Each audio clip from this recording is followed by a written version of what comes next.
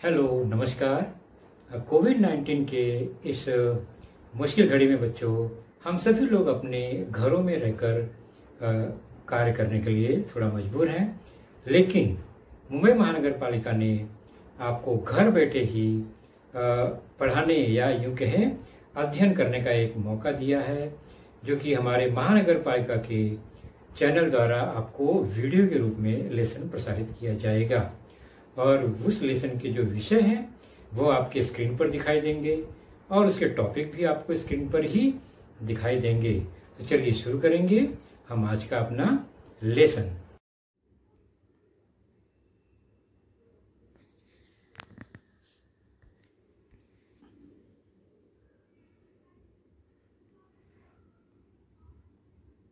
आज की कक्षा 8वीं और आज का विषय है गणित।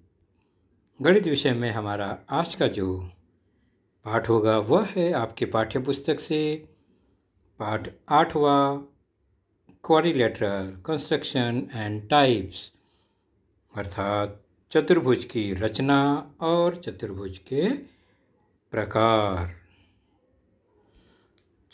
और मैं हूँ मार्गदर्शक अजय कुमार मौर्य। चलिए शुरू करते हैं अपना टॉपिक। तो हमारी आज की जो चर्चा होगी बच्चों, सबसे पहले दिए गए मापों के आधार पर चतुर्भुज की रचना करना, उसका हम एक उदाहरण देखेंगे और फिर चतुर्भुज के कुछ प्रकार देखेंगे और उसके गुणधर्म पर आधारित कुछ एक प्रश्न भी हल करेंगे। तो चतुर्भुज की रचना या भूमितीय आकृतियों की रचना के लिए कुछ प्रमुख साधन साहित्य की आवश्यकता पड़ती है। उन्हें हम जान लेते हैं फटाफट। कोण मापक आप जानते ही हैं, इससे कोण मापा जाता है। प्रकार, गोला प्रकार, लंगड़ा प्रकार जिसे कहते हैं, मापन पट्टी स्केल, और प्रमुख हथियार है हमारा पेंसिल। तो ये सब मिलकर एक भूमितीय आकृति की रचना करते हैं। हम इसका प्रयोग अच्छी तरह से जानते हैं, फिर भी हमें कुछ छोटी छोटी रचनाओं को पहले समझ लेना है, जिसका उपयोग हम इस चतुर्भुज की रचना में करते हैं या करेंगे। सबसे पहले रेखाखंड की रचना। सिंपल सी बात है, रेखाखंड AB 5.60 सेंटीमीटर बनाना है तो कैसे बनाएंगे? तो पट्टी पर शून्य का निशान देख रहे हैं आप, बिल्कुल सही। और वहाँ से 5.7 सेंटीमीटर गिनेंगे हम, और वहाँ पर जाकर हमारी पेंसिल रुक जाएगी। तो ये बन गया 5.7 सेंटीमीटर का एक रेखाखंड। आवश्यकता अनुसार हम इसका नाम दे सकते हैं अंत बिंदुओं द्वारा, और उसकी लंबाई जो है वो हम लिख सकते हैं। तो ये एक सामान्य रचना है, हमने जाना है, हमने सीखा है। उसके बाद कोण की रचना, अर्थात चांदे या डी का प्रयोग, कोण मापक का प्रयोग कैसे करते हैं? तो रेख AB 5.7 सेंटीमीटर है और कोण ABC 55 अंश है, ये बनाना है हमें। तो पहले AB बनाना है 5.7। कैसे बनाते हैं? अभी हमने बनाया इसके पहले। 5.7 का AB बन गया। अब B पर कोण जो है वो 55 अंश का है, ABC कहीं ऊपर होगा निश्चित है। तो B पर कोण बना, इसलिए कोण मापक का केंद्र बिंदु B पर होगा, और रेखाखंड के लेफ्ट साइड से हम गिनेंगे, क्योंकि राइट में हमने रख दिया है B पर चांदा, तो लेफ्ट से हम गिनेंगे और 10, 0, 10, 20, 30 जहाँ होगा देख रहे हैं, वहाँ से गिनते गिनते हम कहाँ जाएंगे? 50, 5, 55 तक। वहाँ एक बिंदु बना देंगे और फिर उस बिंदु को B से मिला देंगे।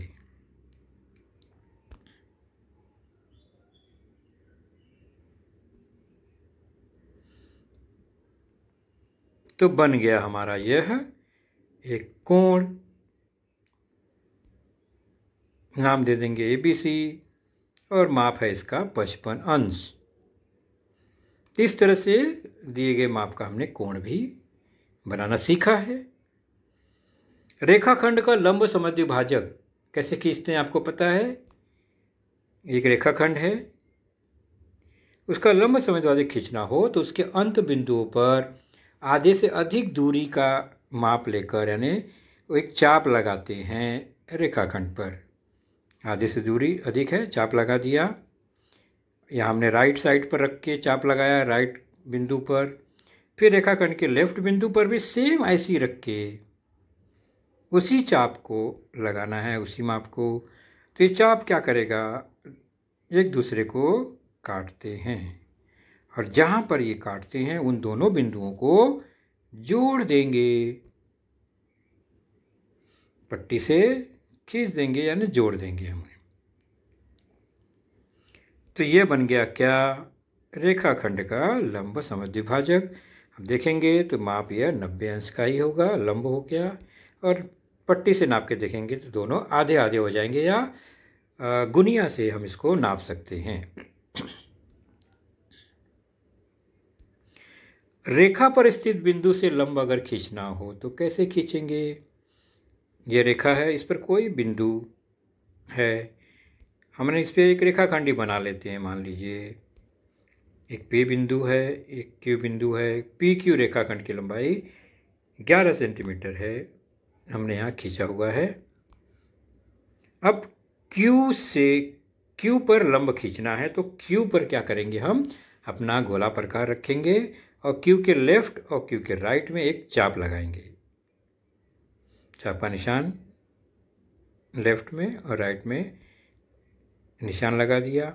अभी दोनों चाप के निशान पर जो कि प्रतिच्छेदित कर रहा है रेखा को, वहाँ पर गोला प्रकार को रखेंगे। मैं एक बताता हूँ। जैसे राइट साइड में हमने रखा प्रकार, तो अब इस रेखा के ऊपर की ओर और नीचे की ओर एक चाप लगाएंगे।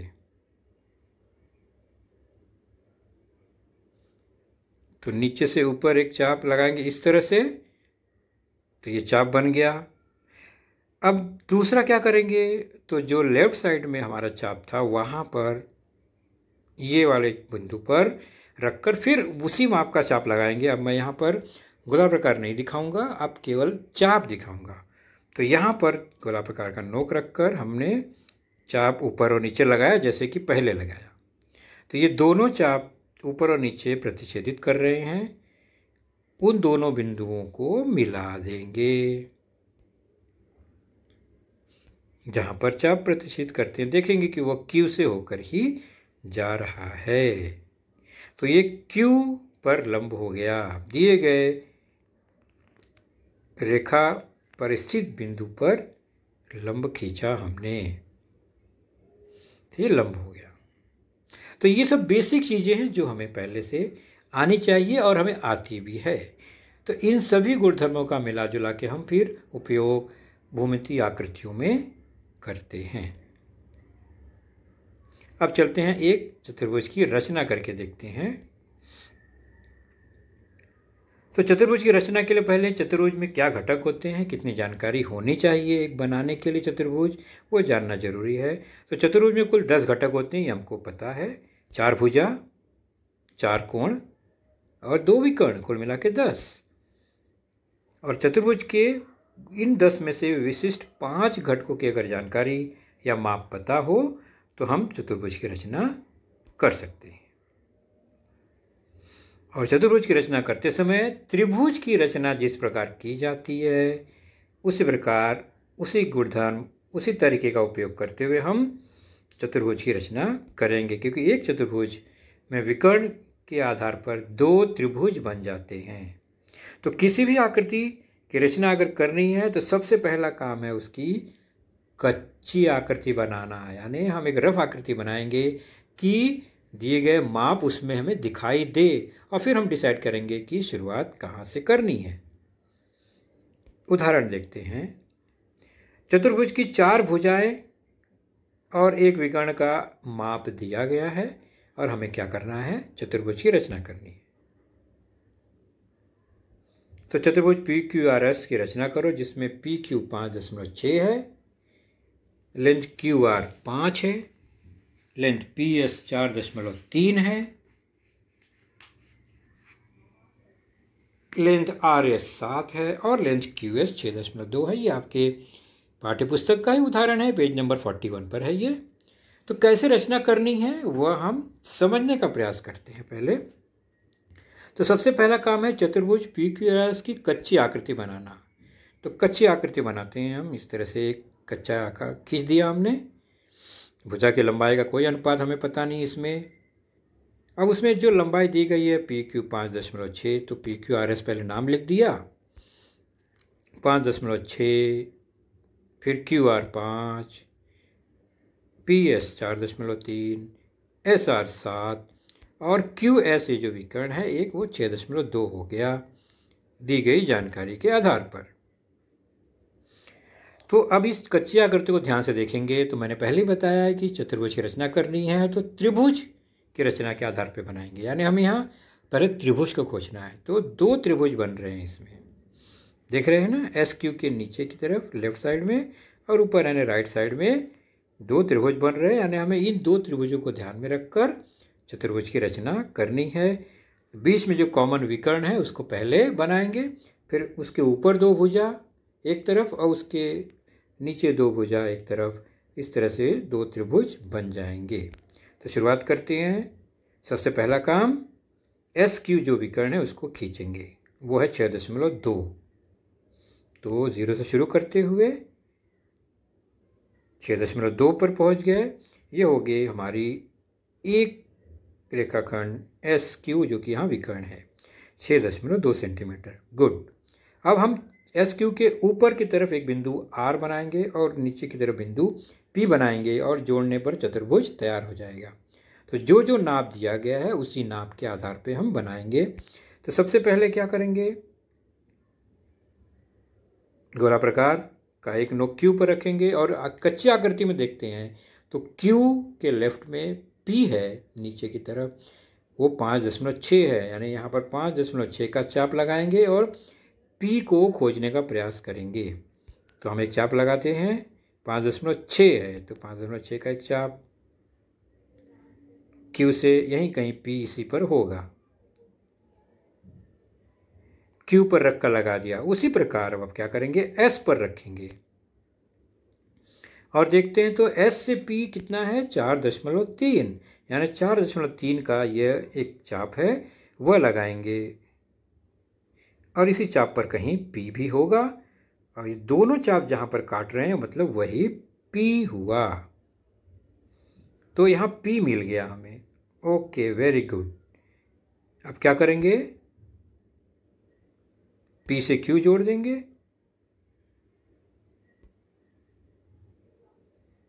वैसे ये काम अंत में भी किया जा सकता है लेकिन हम अभी भी कर सकते हैं। P से Q जोड़ देंगे और S से P को जोड़ देंगे, PQ 5.6 हुआ, S और P जोड़ देंगे,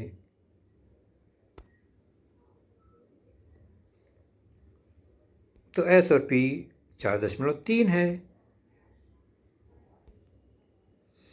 तो ये एक त्रिभुज नीचे वाला हिस्सा बन गया। ठीक इसी प्रकार ऊपर वाला त्रिभुज यानी जहाँ पर R बिंदु है ऊपर वो बनाना है। तो क्या करेंगे, फिर से Q पर चाप रखेंगे और गोला प्रकार रखेंगे और चाप लगाएंगे 5 का, क्योंकि R जो है 5 दूरी पर है, 5 सेंटीमीटर। उसी तरह S पर रखेंगे चांदा गोला प्रकार और 7 सेंटीमीटर का चाप लगाएंगे। दोनों चाप जहाँ पर काटेंगे वही बिंदु हो जाएगा R। यहाँ पर मैं गोला प्रकार नहीं बताया, मैंने पहले 2 हमने देखा कैसे बनाया, ठीक उसी प्रकार इसको बनाना है। अब R से Q और R से S को जोड़ देंगे पट्टी की सहायता से। RQ 5 हो जाएगा अपने आप चाप के कारण और RS भी हो जाएगा 7 सेंटीमीटर। तो इस तरह से हमारा जो अभिष्ट त्रिभुज मतलब जो त्रिभुज कहा गया था वो हमने बना लिया, है ना आसान बात। तो इस तरह से चतुर्भुज की रचना हमने देखी एक। तो चतुर्भुज के विविध मापों यानी कोण और भुजाओं के विकर्णों के आधार पर चतुर्भुज के कुछ प्रकार हमें देखने हैं, जिनमें पहला प्रकार है आयत, दूसरा वर्ग, तीसरा समचतुर्भुज, चौथा समांतर चतुर्भुज, समलंब चतुर्भुज और अंत में यह है पतंग। तो इन विविध भूमितीय आकृतियों पर हमें चर्चा करनी है, उनकी मापों के, भुजाओं के, कोणों के, विकर्णों के विविध मापों के आधार पर हमें चर्चा करनी है। तो शुरुआत करेंगे पहली आकृति आयत। तो कोई भी चतुर्भुज, यहाँ मान लिया ABCD है, अगर इसके चारों कोण अगर समकोण हैं तो आयत हो गया। बहुत सिंपल सी बात है, भुजाओं की लंबाई के बारे में सोचना नहीं। अगर चारों कोण समकोण हो गए तो वह आकृति आयत होती है। तो जिस चतुर्भुज के चारों कोण समकोण होते हैं उसे आयत कहते हैं। आयत को समकोण चतुर्भुज भी कहते हैं क्योंकि उसका प्रत्येक कोण समकोण है, यह निश्चित है। भुजा जो है, जो संगत भुजा है वह, संलग्न भुजा है वह छोटी बड़ी हो सकती है, लेकिन कोण समकोण ही रहेंगे। चेक कर लेते हैं मापों के आधार पे। हमने समकोण बना दिया है लेकिन भुजाओं की लंबाई चेक करते हैं। तो एक भुजा BC जो है वो 10 है, उसके ठीक सामने एक भुजा AD जो है वो भी 10 है। गुड, तो सम्मुख भुजा सर्वांगसम हो गई, एक जोड़ी। चलो दूसरी देखते हैं। ये भुजा AB 5.5 और DC भी 5.5। वेरी गुड, तो ये सम्मुख भुजा भी सर्वांगसम है। तो आयत की सम्मुख भुजाएं परस्पर सर्वांगसम होती है, यानी लंबाई लंबाई के बराबर, चौड़ाई चौड़ाई के बराबर। अब विकर्ण देखते हैं, विकर्ण BD और विकर्ण AC। E पर काट रहे हैं यहाँ पर। BD की लंबाई आप देख रहे हैं लगभग 11.4 सेंटीमीटर है एक विकर्ण। दूसरा विकर्ण देखते हैं AC, वो भी लगभग 11.4 सेंटीमीटर ही होगा।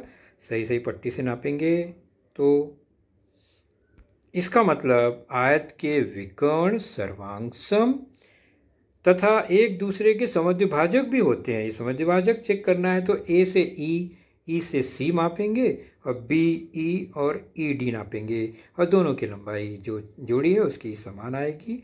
मतलब वे क्या हैं, विकर्ण सर्वांगसम भी हैं और एक दूसरे के समद्विभाजक होते हैं। ये दो प्रमुख गुणधर्म हमें मिले।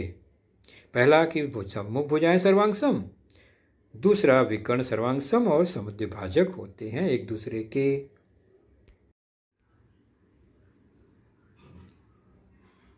इसी क्रम में दूसरी आकृति है बच्चों वर्ग। वर्ग क्या होता है?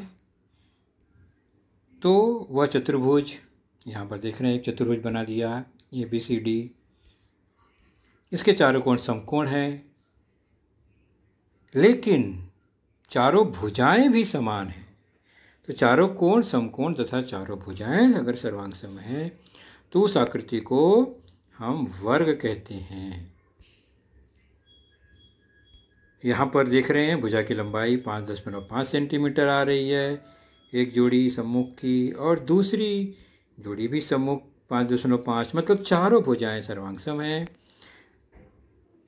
और चारों कोण भी सर्वांगसम है, इसलिए ये वर्ग है। अब उनके विकर्ण के कुछ खास गुणधर्म देख लेते हैं। विकर्ण एक दूसरे को एक बिंदु पर प्रतिच्छेदित कर रहे हैं E पर। एक विकर्ण की लंबाई है 7.8 सेंटीमीटर, तो दूसरे विकर्ण की लंबाई आ रही है वह भी 7.8 सेंटीमीटर, अर्थात विकर्ण एक दूसरे के सर्वांगसम हैं और समद्विभाजक भी हैं। और कोण देखेंगे E पर तो वह समकोण है, मतलब वे लंब समद्विभाजक होते हैं। आप इसे माप कर चेक कर सकते हैं। और जो विकर्ण होते हैं वो सम्मुख कोणों को समद्विभाजित करते हैं, मतलब सम्मुख कोण, सभी कोण समकोण हैं तो विकर्ण के कारण वे कोण जो है वो सब समद्विभाजित हो जाते हैं, 45-45 अंश के हो जाते हैं। चतुर्भुज के प्रकार में अगली आकृति है समचतुर्भुज। सम मतलब समान, समान भुजा वाला चतुर्भुज। तो वर्ग भी समान भुजा वाला था, लेकिन वहाँ पर विशेष एक बात थी कि समकोण होना चाहिए कोण। यहाँ समचतुर्भुज में चारों भुजाएं समान हो गई तो वो समचतुर्भुज हो गया, यानी वर्ग भी समचतुर्भुज ही हुआ ना, इसका मतलब एक प्रकार का। तो हर वर्ग जो है वो समचतुर्भुज तो होता ही है, लेकिन हर समचतुर्भुज वर्ग नहीं हो सकता है, क्योंकि समचतुर्भुज में यह शर्त नहीं है कि उसका कोण समकोण हो। तो यह एक चतुर्भुज ABCD यहाँ पर बना हुआ है और इसकी चारों भुजा की लंबाई समान है, 6 है, 6, यहाँ दूसरी तरफ भी 6 और 6, चारों भुजाओं की लंबाई समान हो गई तो बन गई है समचतुर्भुज। अब इसके कुछ विशेष गुणधर्म देखते हैं। तो विकर्ण की लंबाई छोटी बड़ी है, लेकिन वे एक दूसरे पर लंब हैं।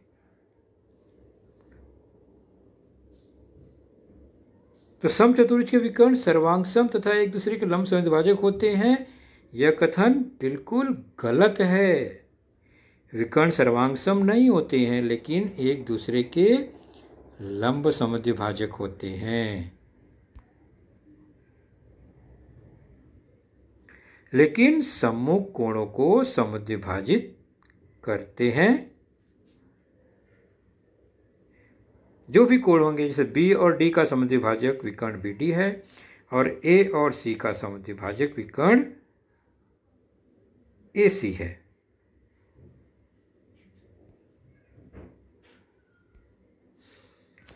तो इनमें कौन सी बातें बच्चों कुछ मिस्टेक है, गलत है जो लिखा है, उस पर हमें जोर देना है। आपने ध्यान दिया, मैंने बताया वहाँ विकर्ण एक दूसरे के लंब समद्विभाजक होते हैं, लेकिन सर्वांगसम नहीं होते हैं। कन्फ्यूज़न है ये, इसलिए मैंने यहाँ लिखा है, ताकि वर्ग जैसा ही लगे आपको, तो आप जल्दीबाजी में इसको सर्वांगसम लिख देंगे विकर्ण, जबकि समचतुर्भुज के विकर्ण सर्वांगसम नहीं होते हैं। ये बात ध्यान रखेंगे।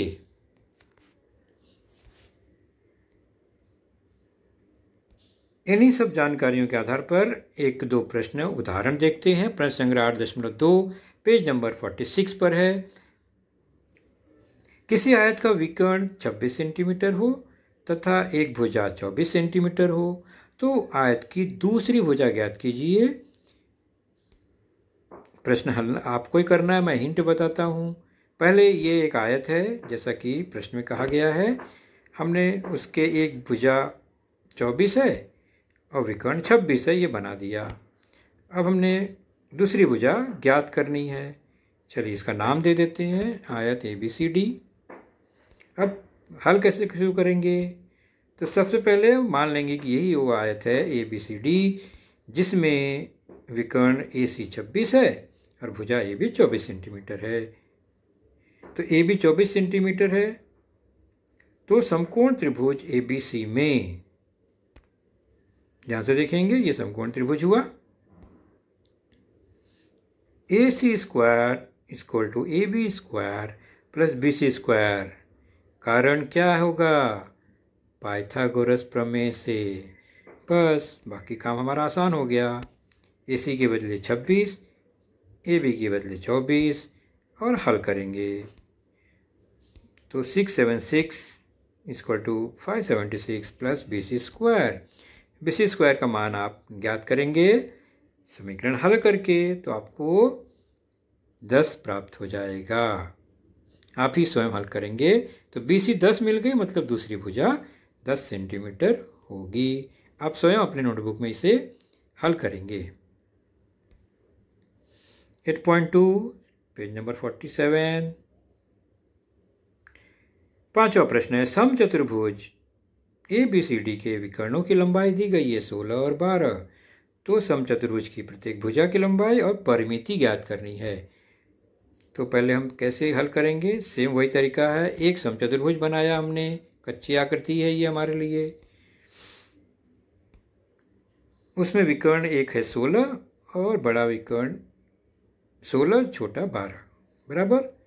और चूंकि हमें पता है गुणधर्म कि ये समचतुर्भुज के विकर्ण एक दूसरे को लंब पर समद्विभाजित करते हैं, यानी समकोण होते हैं और समद्विभाजित भी करते हैं। इसका अर्थ हुआ कि डी ई जो है वो 6 हो जाएगा और ई भी 6, क्योंकि पूरा डी भी 12 है। उसी प्रकार ए सी भी आधे आधे हो जाएंगे, 8 और 8। अब इसमें 4 समकोण त्रिभुज है। हम किसी भी एक समकोण त्रिभुज को लेकर, मान लीजिए हमने ए ई डी लिया, इसी समकोण त्रिभुज में हम पाइथागोरस लगा देंगे। तो माना समचतुर्भुज ए बी सी डी में जानकारी के हिसाब से विकर्ण ए सी 16, बी डी 12 है। तो समकोण त्रिभुज ए ई डी में हम क्या करेंगे, ए डी का वर्ग बराबर ए ई का वर्ग धन ई डी का वर्ग। क्यों? कारण क्या होगा? पाइथागोरस प्रमेय। बाकी क्या करना है ये आपको अच्छी तरह से पता है। ए डी का मान निकालना है, ए ई का मान 8, ई डी का मान 6। हल करेंगे, 8 का वर्ग 6 का वर्ग 64, 36, 100, अर्थात ए डी आ जाएगा 10। तो एक भुजा 10, सभी भुजा 10, परिमिति हो जाएगी 10 × 4, 40 सेंटीमीटर। तो यह आपको ही हल करना है।